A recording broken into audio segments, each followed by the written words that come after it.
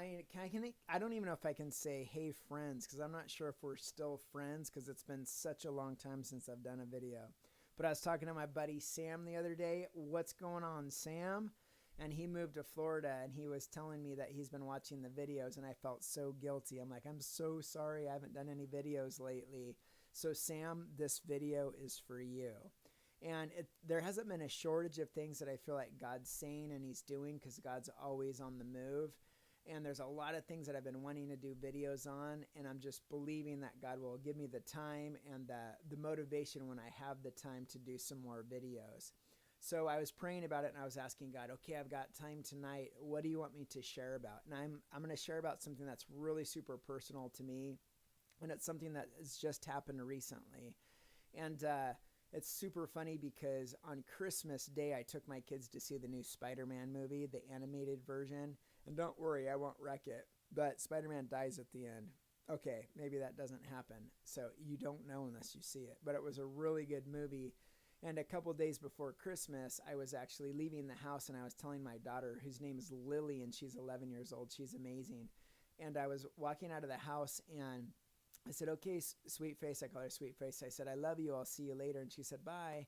And I noticed that she hadn't been saying, I love you back. So I walked back in the house, and I was like, so are you not saying I love you back on purpose because you don't love me, or are you just, what's the deal? And she was like, oh, I guess I just really wasn't thinking about it. And I was like, that's fine. And I said, but when your dad says he loves you, what do you say? And she was like, I love you back. And I said, okay, see you later. And it was so funny because I was praying about it, and I was thinking, man, it's so similar with God that a lot of the times, we think, man, God hasn't really proven his love for me. And if God loved me, he would answer this prayer and he would do that thing. And God's like, I don't need to prove my love for you. The fact that you have life another day, that you have food to eat, that you have a home to sleep in is perfect evidence of my love.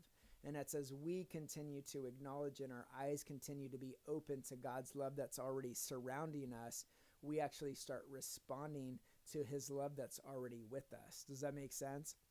And so it was super funny because on Christmas, when I took my kids to see the movie, I don't know if you guys have seen the trailer, but in the trailer, there's a part where the dad, he tells his son who gets out of the car, he's a cop, and he gets out of the car and he says, I love you, son. And his son says, okay, Dad, see you later.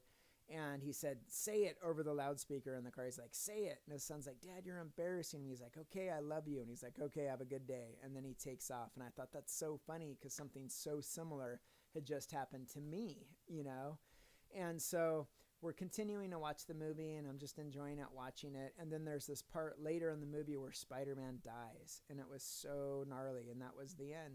I'm just kidding. So there's a part later in the movie to where the dad he goes to his son's dorm where he's staying, and his son is on the other side of the door, and the door is closed. So the dad's outside of his apartment, and he's saying, son, I just want you to know the reason that I'm hard on you sometimes is because I love you, and there's so much potential there. And I just want you to know that I love you. And it was a really touching part in the movie, and I was sobbing and crying. Okay, I wasn't, but it was still a touching part of the movie. So when he said, I love you, son, and you don't need to say it back. And the dad didn't hear anything, and he kind of sighed, and then he kind of walked away. But what he couldn't see was on the other side of the door, his son was actually tied up, and his mouth was covered to where he wanted to respond, but he couldn't. And then right at that moment, God started speaking to me, and God said, there's so many people that are so oppressed, and they're bound up in the spirit, and we're expecting them to respond to our love for them, or we're expecting them to respond to God's love for them. And God's like, they can't. They're bound. They physically can't even feel or experience my love, not because it's not there, but because they're oppressed. And God said, instead of laying a heavy expectation on these people to respond to your love or to respond to God's love, God's like, I want you to fight to set those people free so they can respond to my love for them.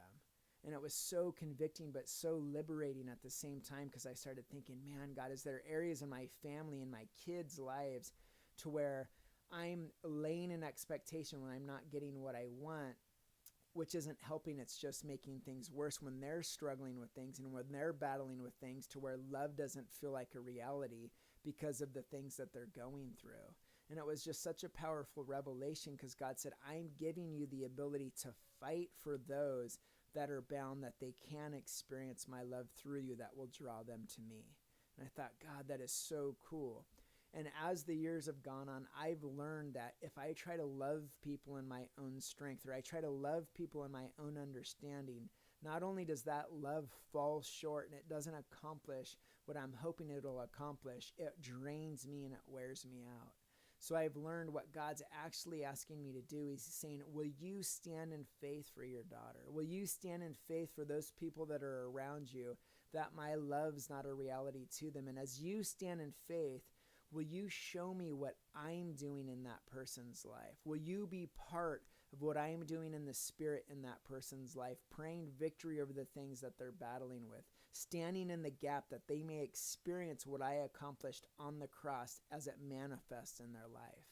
And it costs us everything. It costs us the emotions of feeling rejected. It costs us the ability to understand what's going on, to say, yes, God, I'm not going to try to figure this out. I'm not going to make this about me, even though it feels bad and even though it hurts. I'm going to trust you with this person, believing that you're working in their life and that I can agree with what you're doing and I can be a part of the victory in this person's life to where they're getting set free, to where they can respond to the truth of the Father's love for them. And I just hope that speaks to you guys where you're at. If you're dealing with somebody or struggling with somebody that you're not feeling like they're responding to your love or God's love through you, that God's saying just stand in that place of faith, stand in the gap and press in to what Jesus is saying. Allow Jesus's love to be bigger than the things that they're going through, and look at them through the filter of the things that they're bound by. They can't give back. They aren't in a position to respond to that love until they're set free from the things that are holding them captive. So thanks for listening, guys. And Sam, I'll talk to you soon. I love you. Take care. Bye.